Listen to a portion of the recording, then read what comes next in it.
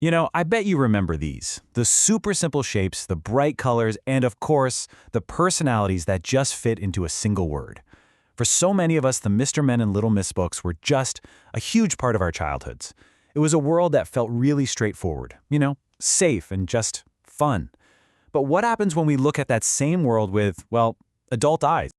Okay, so let's just dive right into this, because that warm, fuzzy feeling, it kind of hits a brick wall when you hear a quote like this one. This was actually a student's take on a Mr. Men book back in 2019. And wow, did that one comment kick off a massive debate. It really gets to the absolute heart of what we're going to unpack today. So, here's the big question we're asking. Are these characters the same harmless, simple icons we all remember? Or is there something, I don't know, a little more complicated, maybe even a little problematic, hiding just under those simple, smiling faces? First off, let's just wrap our heads around the sheer scale here. I mean, we are not talking about some Forgotten Kids series. We're talking over 250 million books sold. This is a massive cultural phenomenon. For Gen X and millennials especially, these guys are practically part of our DNA. And then in 2019, that cultural DNA got put under a serious microscope. The whole thing started with a scene where Mr. Clever is, well, pretty patronizingly explaining a bridge to Little Miss Curious. People immediately called him a mansplainer. And that one little moment, it acted like a spark that basically opened the floodgates for a whole new, modern look at the entire series. And this wasn't just some angry chatter online. The conversation actually moved pretty quickly from social media into the world of academia. Researchers decided it was time to turn a formal, analytical eye on these books we all loved to see if there were some deeper patterns going on. Which brings us to this, a 2023 study from the University of Lincoln. And the title is pretty great, Mr. Active and Little Miss Passive. For this paper, researchers dug into 81 of the main books, all published between 1971 and 2014, and they were looking for cold, hard data on gender stereotypes. So what's so wild about this slide is just how clearly it breaks everything down. Look at the Mr. Men side. They're consistently shown as active, adventurous. They're out exploring, having escapades, solving problems. But then you look at the Little Miss characters. Overwhelmingly, they're portrayed as passive and domestic, focused on things like housekeeping. And how do their stories often end? By being taught a lesson. And yep, it's usually a Mr. Man who's doing the teaching. And this chart just drives the point home. It's one of the study's key stats. Whenever a character in a story needed to be saved, it was a Little Miss character more than half the time, 52%.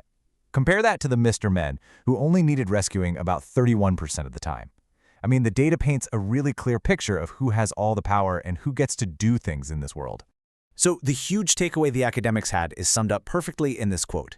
Basically, the Mr. Men are presented as the default, the standard. They're the norm for this universe. The Little Miss characters, though, they're kind of like the other. They exist, and they operate inside a world that is at its core defined by the guys. But okay, academic papers are not the only place these characters have been re-examined. Let's switch gears and look at how modern fans and creators have taken these simple little figures and completely, and sometimes really shockingly, reinvented them for a grown-up audience. Right, so the key word here is deconstruction. It's this idea of taking a story you know really well, pulling it apart to see how it works, and then asking that one big question. What would really happen if these characters existed in our world? Like, what are the actual, real-world consequences of their simple, one-note personalities? And maybe the most gut-punch example of this is a 2014 animation called Mr. Men in Real Life. It asks that one simple question, what if they were real? And answers it in pretty much the darkest, most satirical way you could possibly imagine. This comparison says it all, doesn't it? In the original book, Mr. Tickle is just this silly guy with super long arms who likes to tickle folks. It's totally innocent. But when you deconstruct it, when you put that exact same trait under a real-world lens, it turns into something deeply, deeply sinister. His harmless little quirk becomes a criminal offense.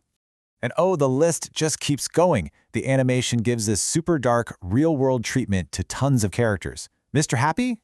He's only happy because he's addicted to antidepressants. Little Miss Bossy is a domestic abuser to poor Mr. Bump. Mr. Greedy's whole personality leads to a fatal heart attack. And just tragically, Mr. Nobody, feeling totally invisible, ends up taking his own life. But look, not every reimagining is about dark satire.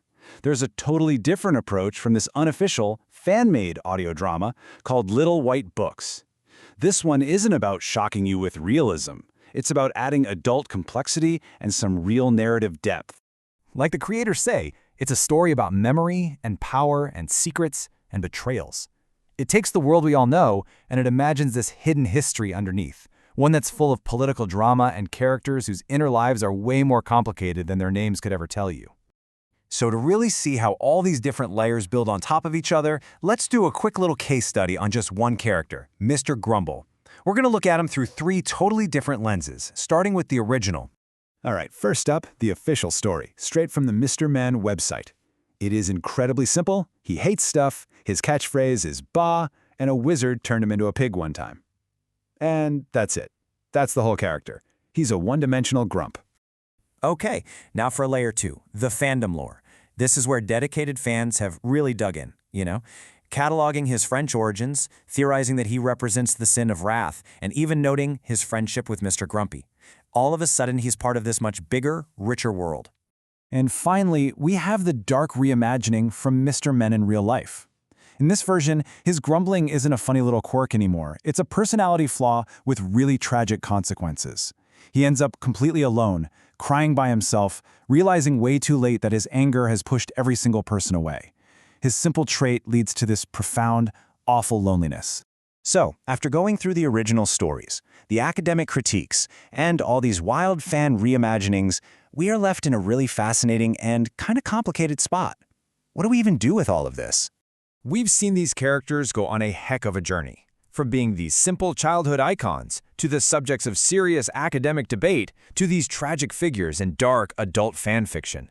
It's pretty clear that no matter how simple they might have started out, the Mr. Men are anything but simple anymore. Which leaves us with one last, really big question that's about so much more than just these little books. How are we supposed to look at the stuff we grew up loving when we realize it's flawed? Are these books a source of timeless, simple joy we can still share? Or are they, as one critic put it, a patchwork quilt of sexist iconography? It seems like the real legacy of these characters isn't in their simple stories anymore, but in the really complex conversations they're now forcing us all to have.